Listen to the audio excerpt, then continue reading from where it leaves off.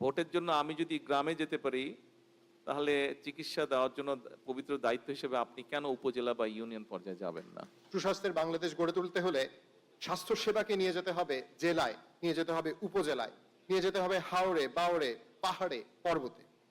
কিন্তু বাস্তবতা হলো আমাদের উপজেলা হাসপাতালে চিকিৎসক এবং মেডিকেল টেকনোলজিস্টদের তীব্র সংকট রয়েছে। যন্ত্রপাতি আছে, জনবল নাই, পোস্ট আছে, মানুষ নাই।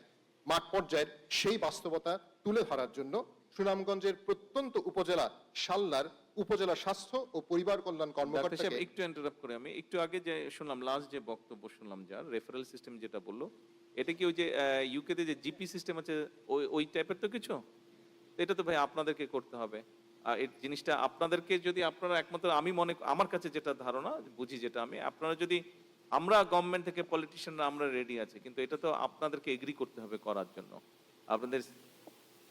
আপনাদেরকে এগ্রি করতে হবে, বিশেষ করে বড় ডাক্তার যারা আছেন আপনাদেরকে এগ্রি করতে হবে যে হ্যাঁ আমরা রেফারেল সিস্টেমে যাব।